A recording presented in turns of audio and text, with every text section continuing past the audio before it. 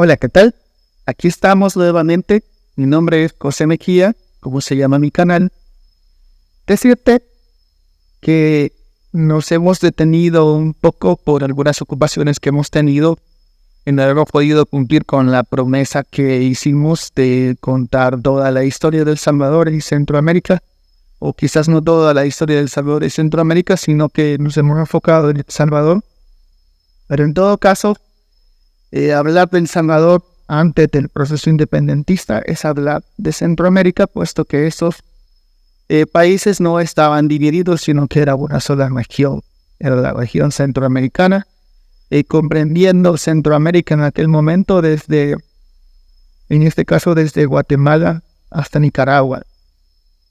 Decirte, hablamos sobre la encomienda en un momento determinado y posteriormente nos quedamos pendientes sobre el proceso independentista. Ahora te voy a hablar sobre el proceso independentista de El Salvador y de Centroamérica. Acabamos de pasar septiembre, que es un mes muy importante en este proceso, y ahora estamos ya en octubre, que igual, o sea, hablar de esta historia son 200 años, creo que no tenemos una fecha en específico para hablar, entonces vamos hablando desde donde podamos y desde el espacio en el que podamos hacerlo.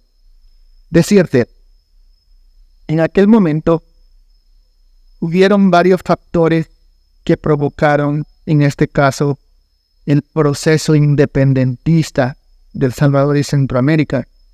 Y te voy a hablar sobre las causas que provocan una serie de revoluciones, una serie de enfrentamientos entre diferentes sectores en aquel momento comprendido desde 1800 para adelante hasta culminar en 1821 como una primera fase. Entonces, decirte que hay factores internos, hay factores externos, hay factores políticos y factores económicos que provocan este proceso independentista que va desde 1800 a 1821.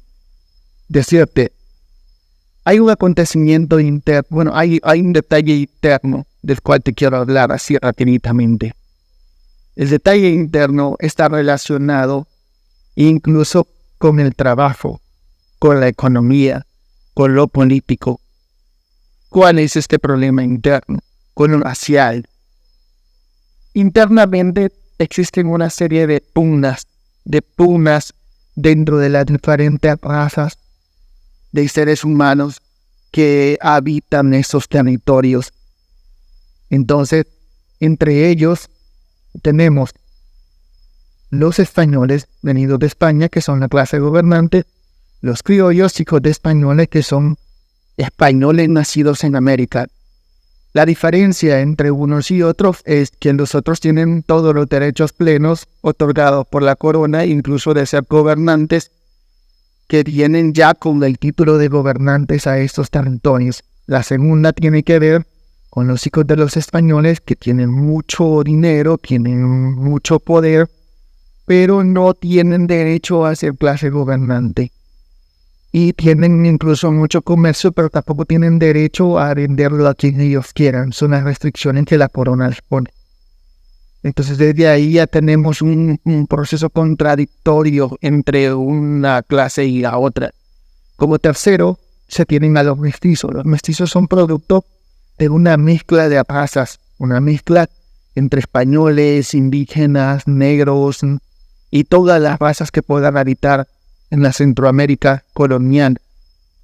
Entonces, estos tienen una lucha permanente por conseguir ciertos derechos que se les son negados, puesto que a ellos no los reconoce el español como español, ni los reconocen como criollos, el indígena no los reconoce como indígena, entonces se consideraban en aquellos años como una clase bastarda, una clase de personas sin derechos, y son errantes, son una clase que se considera que tienen los vicios de los indígenas, pero también se considera que tiene los males de los españoles, puesto que son pícaros, y si el indígena se confía, pues ellos le roban.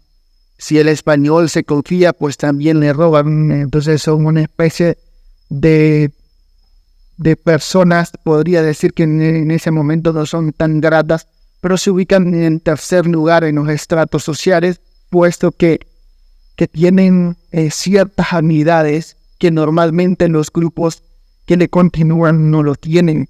Como en este caso, como cuarto lugar, se tiene a los negros. Los negros son muy habilidosos y se han logrado quitar incluso algunos tributos en algunas regiones centroamericanas. Entonces son una raza bastante fuerte y muy unida por su vínculo entre ellos, que no se mezcla tanto con los otros, pese a ser una clase que ha venido esclavizada desde África hacia las colonias americanas con la intención de explotarlos en las minas de oro y otras plantaciones y otros trabajos para los cuales los españoles consideran que los indígenas no tienen como esa capacidad o esa fuerza de aguantarlo. Y como última parte, se tiene a los indígenas. Los indígenas se convierten en una especie de esclavos de la tierra, o una especie de esclavos centroamericanos, en el cual ellos simplemente tienen que trabajar y trabajar, se convierten en peones en esos sistemas coloniales y se consideran como los intelectualmente las personas menos formadas, las personas más ignorantes, a los cuales cualquiera los puede engañar, aunque ellos siguen teniendo algunos territorios que les permiten trabajarlos para poder sobrevivir. Entonces, esto es como una de las causas que provocan una serie de contradicciones, una serie de pleitos, una serie de pugnas entre todas estas razas que habitan en la época de la colonia. Coméntate en el siguiente, te voy a hablar de las otras causas, en este caso las causas económicas, las causas políticas y las causas internacionales. Así que te pido que nos regales un like, que te suscribas, no nos dejes de ver, porque aquí hay mucho que te vamos a contar, aquí hay mucho para que podamos